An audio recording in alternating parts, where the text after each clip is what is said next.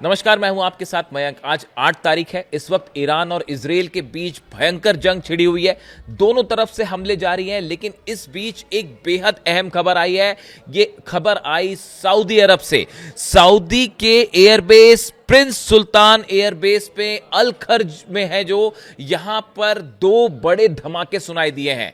देखिए, प्रिंस सुल्तान एयरबेस ये वो जगह है जहां पर अमेरिका के फाइटर जेट्स हैं। अमेरिका के F-35, F-16, F-18 fighter jets यहां पर तैनात हैं। इस एयरबेस के करीब दो बड़े धमाकों की आवाज सुनाई दी, जिसके बाद यह खबरें फैलने लगी कि सऊदी अरब के एयरबेस पर हमला किया गया है। लेकिन इसके फौरन बाद ईरान की तरफ से यह बयान जारी किया गया है कि ये हमले हमने नहीं किए हैं। अब जिसके बाद ये रहस्य गहरा गया है कि आखिर सऊदी के प्रिंस सुल्तान एयरबेस पर हमला कैसे हुआ, यहां पर धमाके कैसे हुए। क्या ये कोई फॉल्स फ्लैग ऑपरेशन था, यानी कि ईरान के ऊपर आरोप लगाने के लिए और सऊदी और ईरान के बीच तनाव पैदा करने के लिए ये हमले किए गए? एक जो थ्योरी कह रही है।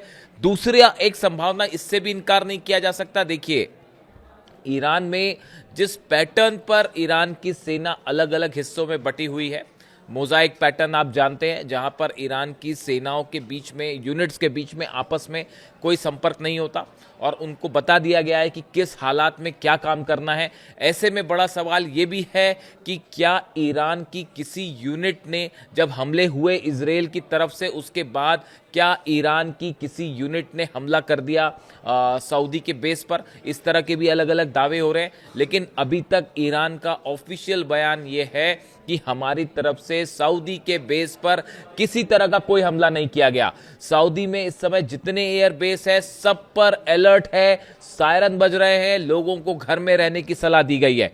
देखिए, प्रिंस सुल्तान एयरबेस वो जगह है अल खर्ज इलाके में जहां पर पहले भी लगातार ईरान की तरफ से जो है बैलिस्टिक मिसाइल्स फायर की गई और यहां पे अमेरिकी जेट्स को बड़ा नुकसान हुआ था। और जिस तरह से आज इजराइल ने हमला किया, उसके बाद पूरा सऊदी अलर्ट पर है, बहरीन अलर्ट पर है, यूएई अलर्ट पर है, जॉर्डन में जो है वो लगातार सायरन बज रहे हैं। सबने अपने एयर स्पेस बंद कर दिए। इस समय जो खबरें आ रही है, सीरिया ने अपना जो है एयर स्पेस बंद कर रखा है, जॉर्डन में एयर स्पेस बंद है, ईरान में तो एयर स्पेस बंद है ही।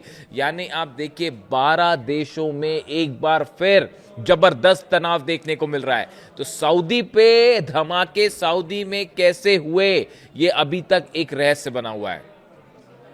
दूसरी अहम खबर इस वक्त की, सुबह से पहले देखिए जो खबरें आई जिस तरह से कि ईरान की तरफ से पहले 20 ballistic missiles, Khyber missiles fire की गई इजराइल के ऊपर। लेबनान पर हमले किए इजराइल ने और बेरूत पर हमले किए। उसके बाद ईरान की तरफ से जो है 20 मिसाइल्स फायर की गई। फिर इजराइल की तरफ से जो है वो हमला किया गया और बताया गया कि करीब 15 ठिकाने ऐसे हैं जिस पर हमले किए गए। और ये 15 ठिकानों में जिसमें हमले हुए, इसमें बड़े गौर करने वाली बात यह है कि ईरान की तरफ से, आईआरजीसी की तरफ से बात कही गई है कि इजराइल के किसी भी फाइटर जेट ने ईरान के एयर स्पेस में एंटर नहीं किया। ये एक नया डेवलपमेंट है। यानी F-16 या F-35 से जो मिसाइल्स फायर की गई, वो ईरान के एयर स्पेस के बाहर से ही फायर की गई। देखिए, ये कैपेबिलिटी है, काफी दूर तक फायर हो सकती है मिसाइल्स। लेकिन इसके अलावा एक बड़ा सवाल ये उठ रहा है कि क्या इन हमलों में अमेरिका की भी भूमिका है? क्या अमेरिका के वॉरशिप से टॉमहॉक या दूसरी मिसाइल्स फायर की गई हैं ईरान के इन 15 ठिकानों पर? देखिए, सुबह सुबह जिस तरह से खबर चली कि डोनाल्ड ट्रंप ने कहा कि मैं अपील करता हूं नेतन्याहू से कि वो हमला ना करें, ईरान ने जो हमला किया उसका जवाब ना दें, इस तरह की बात कही गई। और फिर ये भी बात सामने आई कि भाई नेतन्याहू और ट्रंप जो हैं वो एक मत नहीं है, नेतन्याहू ट्रंप की बात नहीं मान रहे हैं। इस तरह की तमाम खबरें चली।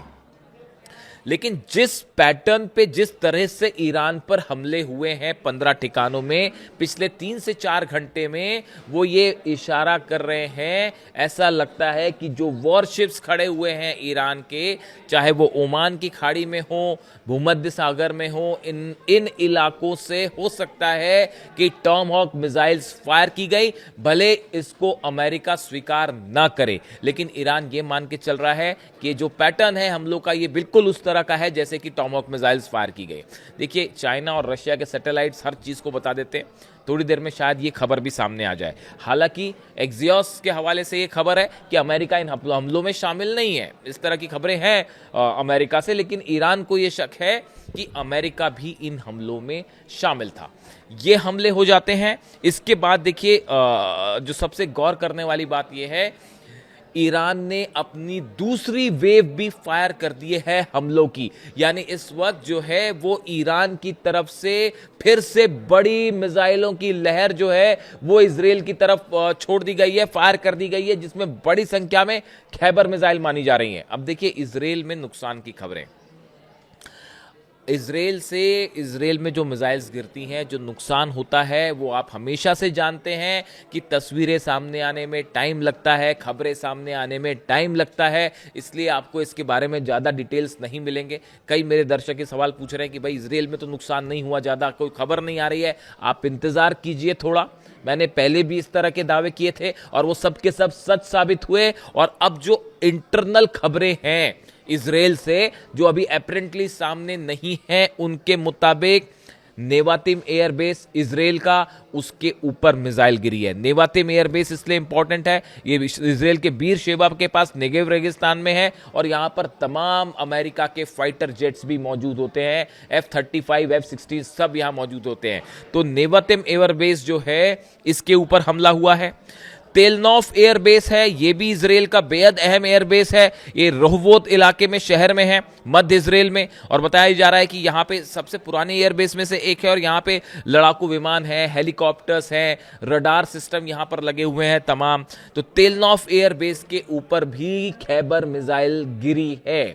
दूसरा बड़ा ठिकाना जिसपे इजराइल पर हमले की खबर है, रमत डेविड एयरबेस जो है, उस पर मैं आपको बता चुका हूं पिछले वीडियो में कि जो बीती रात ईरान ने जो मिसाइल फायर की थी, वो सबसे पहले रमत डेविड बेस को निशाना बनाया गया था, क्योंकि यहीं से लेबनान पर हमले हो रहे थे, यहीं से बेरूत पर हमले हो रहे थे, इसीलिए इसको निशाना बनाया गया। लेकिन ये पहली लहर थी। उसके बाद जो दूसरी लहर है, उसमें नेवतिम एयरबेस को निशाना बनाया गया। इसके अलावा जो है मैंने आपको बताया तेलनॉफ एयरबेस को निशाना बनाया गया। इसके साथ ही जेरूसलम पर बड़े हमले की खबरें आ रही हैं। जेरूसलम के ऊपर मिसाइल्स जो हैं वो लगातार बरस रही हैं। हाइफा में भी मिसाइल्स गिरी हैं। ये नए डेवलपमेंट है। यानी आप देखिए, नेवातिम एयरबेस जल रहा है, तेलनॉफ एयरबेस पर जो है हमला है, रमत डेविड एयरबेस, 3 तो एयरबेस पर हमले हो गए, जेरूसलम पर हमला है, हाइफा में हमले हैं। कई ये वो ठिकाने हैं जहां पर इजराइल का आयरन डोम या डिफेंस सिस्टम एक बार फिर पूरी तरह से फेल दिखाई दिया। न सिर्फ ईरान ने अपनी खैबर मिसाइल से हमले किए हैं, बल्कि शाहिद ड्रोन्स ने भी जो है वो यहां पर काफी अच्छा खासा नुकसान पहुंचाया है। इस तरह की खबरें हैं। इसको तस्वीरें सामने आने में थोड़ा सा वक्त लगेगा, आप इंतजार कीजिए। देखिए, इसके अलावा जो है दूसरी अहम खबर यह है, ईरान पर जो हमले हुए उसमें तबरीज में, इस्फहान में, तेहरान में, कई जगह पे धमाकों की खबरें, 15 ठिकानों में जो है ये हमले हुए हैं। लेकिन इसमें गौर करने वाली बात यह है कि इन सभी हमलों के बाद ये माना जा रहा था कि ईरान जो है वो कई अरब देशों पर हमला कर सकता है, इस तरह का अंदेशा था और सब पे अलर्ट भी है, सब अरब देशों में। लेकिन फिलहाल जो ईरान का एक्शन है, ईरान के विदेश मंत्री ने, मैं आपको बता चुका हूं कि करीब 10 से 12 देशों के विदेश मंत्रियों से बात की है और सबको ये बात बताई गई है कि हमारा इजराइल पर निशाने का मकसद है लेबनान पर जिस तरह से हमले हुए, बेरूत पर जिस तरह से हमले हो रहे हैं, और ये अप्रैल में जो सीज फायर हुआ था उसमें तय हुआ था कि लेबनान पर किसी तरह का हमला नहीं होगा।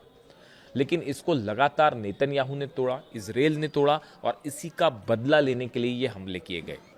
देखिए, जिस तरह से ईरान ने हमले किए इजराइल पर, उसके बाद जो तस्वीरें लेबनान से आ रही हैं, बेरूत से आ रही हैं, लाखों लोग सड़कों पर जमा हैं और जो है अल्लाहू अकबर के नारे लग रहे हैं, खामनेई जिंदाबाद के नारे लग रहे हैं। ऐसा लगता है पूरा लेबनान इस समय ईरान के साथ खड़ा हुआ है। देखिए, ये इस बात को लेकर आप पहले भी इस आपने देखा किस तरह से ईरान जो है वो पहले भी लेबनान के लिए जो है इजराइल पर हमला कर चुका है, और इस बार भी जब सीज फायर को तोड़ा गया, लेबनान में हमले हुए, बेरूत में हमले हुए, एक बड़ी जमीन जो है लेबनान की जिस पर इस समय आईडीएफ इजराइल की फोर्सेस कब्जा करके बैठी हुई है, इसके खिलाफ जब हमले हुए ईरान की तरफ से, तो इसके बाद पूरे लेबनान में खुशी की लहर देखी जा रही है और लाखों लोग इस समय अली खामनेई साहब जिंदाबाद के नारे लगा रहे हैं। अली खामनेई साहब जिंदाबाद के नारे इसलिए क्योंकि उनकी तरफ से हमेशा ये संदेश साफ था कि ईरान लेबनान को कभी अकेला नहीं छोड़ेगा,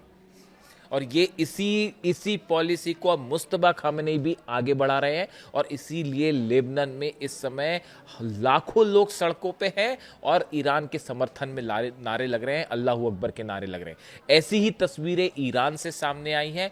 ईरान में करोड़ों लोग बीती रात से लगातार सड़कों पे हैं। उन्हें कोई परवाह नहीं कि अमेरिका की मिसाइल गिरेगी या नहीं गिरेगी, उन्हें इस बात की कोई चिंता नहीं है कि इजराइल की तरफ से हमले होंगे या नहीं होंगे।